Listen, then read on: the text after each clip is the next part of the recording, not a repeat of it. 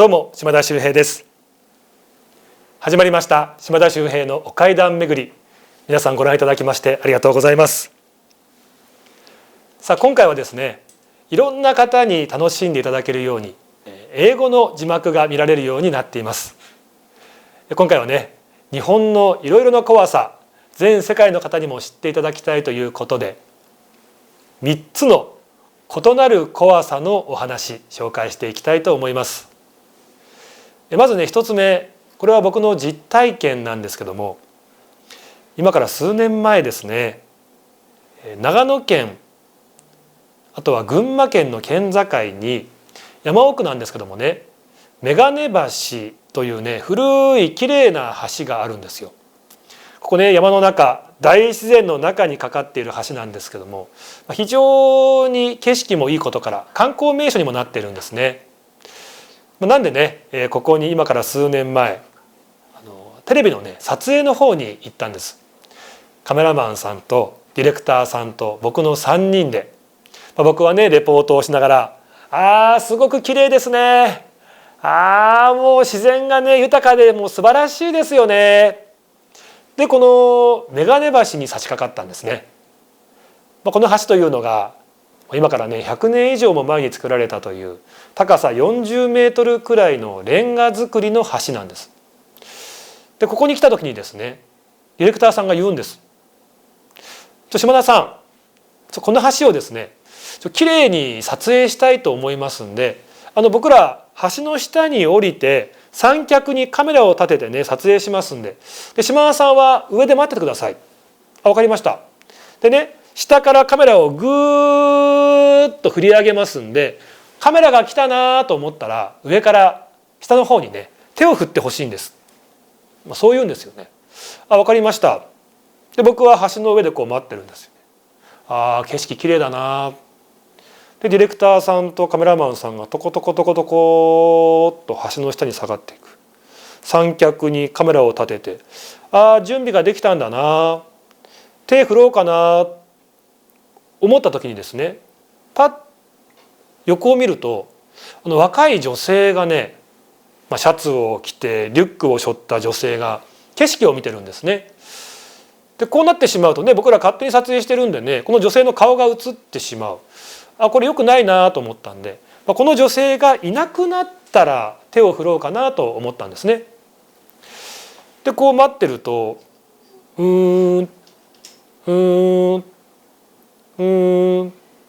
の携帯電話が鳴るんですよ。誰だろう、パッて見ると下のディレクターさんなんですね。もしもし言うと、島田さん準備できたんで手振ってください。そうなんですけどね、今ほら横にね女性いらっしゃるじゃないですか。あの方がいなくなったら手振りますね。何言ってんですか。橋の上島田さんしかいないですよ。いやいや、横にパッて見るといないんですよ。帰られたんだな。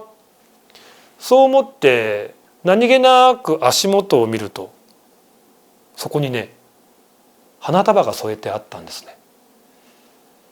実はこの場所というのはその2週間ほど前にこの場所から女性が落ちて亡くなってしまっていた場所だったんですね。本当にそこにいる人間、人とね、もう見分けがつかないくらいはっきり見えていたんですけども、僕はその女性の姿を見ていたんでしょうか。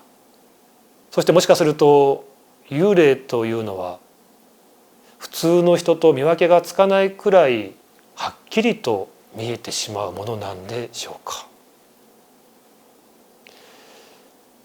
こういった幽霊の話もありますけども、でもやっぱりね生きている人間が一番怖いって話もありますよね。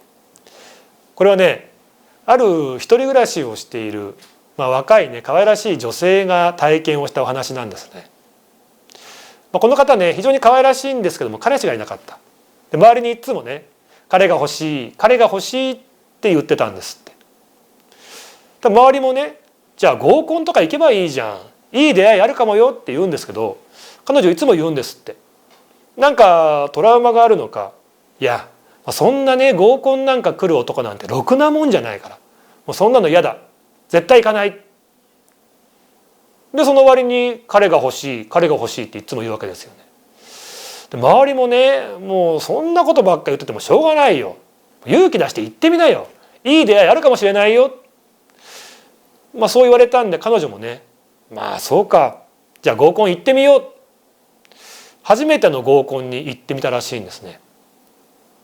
でこの合コンっていうのがね普通の飲み屋さんで男性3人女性3人の合コンだったんですって。で自分の正面に座った男性っていうのが結構好青年で、こんな方も来るんだ、来てよかったかもなんて思ったんですって。で話してるとねすごく話が合うんですよ。なんか好きな映画はって言ったらそれも一緒だし、好きなミュージシャンは一緒、好きな曲はこれもドンピシャ一緒。うわーすごい話が合う、しかも楽しいし、なんかもう運命の相手かなって思うぐらいそんな勢いなんですって。で彼女も思ったんですよね。今までね合コンとか毛嫌いしてたけども、こういうね素敵な人も来るんだ、来てよかった。でそう思ったぐらいの時に、会がお開きになったんですね。もう彼女なんか寂しいなとすら思ったらしいんですよね。でそう思ってるとねその目の前にいた彼が言ってくるんですよ。家どこ？どこどこです。同じ方向だね。じゃあよかったらさ送ってくよ。嬉しいな。で電車を乗り継いで電車を降りて自分の家の方までね送ってくれるんですって。で自分の家がアパートなんですけどもね彼女見えたんであそこ私んちって言うと彼がそうなんだ分かった、今日は楽しかったありがとうね帰ろうとするんですね。普通ねそういう若い男の子だったら何とかして部屋に上がり込もうみたいなねそんなこと言うのかなと思ったらもうそこはねじゃあまた今度みたいな、すごく誠実な人だな。また彼女気に入っちゃったんですよね。むしろね彼女の方からまた会いたいなって思ったんです。だから彼女は言ったんですよね。よかったらさまた今度会いたいから連絡先交換しよう、電話番号を教えてよ。もちろん嬉しいな。で彼が言うんですね。じゃあ僕自分の電話番号を言うからさその言われた番号をさワン切りしてで電話番号を交換しようよって話になるんです。はいはい。彼女は自分の携帯を持ってね準備してるんです。で彼が言うんです。番号言うね。090いくついくついくついくついくついくつ。はいはい。はい、言われた番号を押して、じゃあ今から鳴らすよ。で番号交換ですよね。で彼女が言われた番号を聞いて自分の通話ボタンポン押した瞬間、彼女の携帯の液晶画面にありえない文字が浮かぶんですよ。はいポンって押した瞬間画面に犯人はてなマークって文字が浮かんだんですね。ここでね彼女全部分かったんです。最初にね彼女トラウマがあるって言いましたよね。これ何かっていうと今から半年くらい前からですかね、彼女いたずら電話無言電話に悩んでいたんです。それも気持ち悪いのが家に帰ってきた瞬間になるとかお風呂から上がった瞬間になるとか朝起きた瞬間になる、タイミングが気持ち悪いんですよね。この電話もう出たくない、着信拒否設定にしようって思うんですけど、そういう時って一回この番号を登録しないとそういう設定できないんです。だからとりあえずこの番号を犯人はてなマークって登録したその番号の相手が今目の前にいる男性だったんですね。それ話も合いますよね。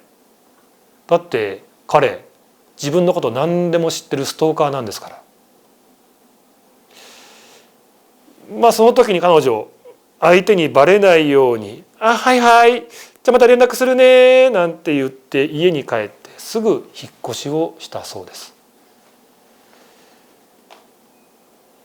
皆さんもね初対面で話が合うななんて思う方いるかもしれません。運命の相手って思うような相手いるかもしれません。でもその人って本当に初対面の相手なんでしょうか。こういったね危険な人物というのは周りに潜んでいるのかもしれませんが、ただねいろいろな怖さというのはやっぱりいつ起きてもおかしくないんですよね。あるね男性、3、40代の男性の方がですね体験をした話なんですけども、この方ね、東京に住んでるんですけども、ある日長野県、遠くでね仕事があったんですよ。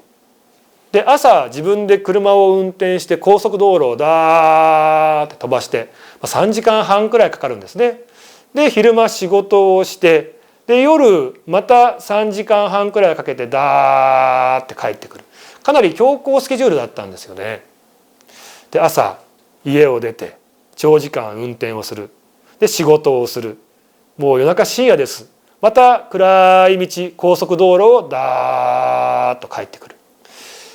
やっぱり疲れが溜まってたんでしょうね。帰り道途中でね運転中どうしても眠くなってきちゃったんですよ。うとうとうとうと、危ない危ない危ない、いやこのまま運転したらね交通事故を起こしちゃう、そう思ったんで彼ね途中のサービスエリアで仮眠を取ろうと思ったんですね。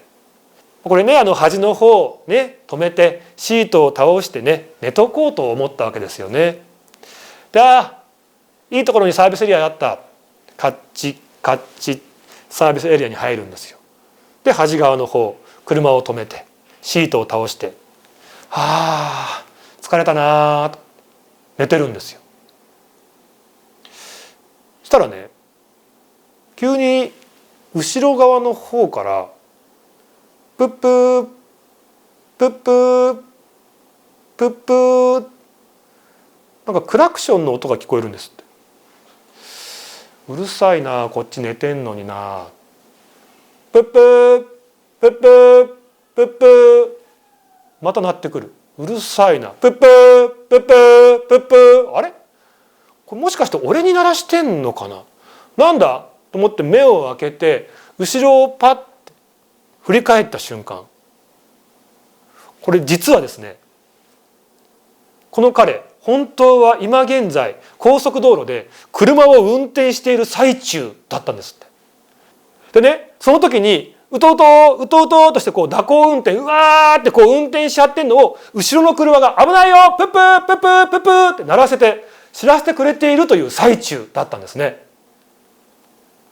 実は夢ではなく実際にその車を運転していた最中だった。そこで気づけたので、何事もなく済んだんですが非常に肝を冷やしたというお話です。恐怖はねいろんなところに潜んでます。皆さんぜひ気をつけていただきたいと思います。というわけで今回はですね3つの話紹介いたしまして、字幕で英語の字幕がついているということで話をさせていただきました。このお話日本の怖い話世界のいろんな方に楽しんでいただけたら嬉しいなと思います。今後とも島田秀平の怪談巡りよろしくお願いいたします。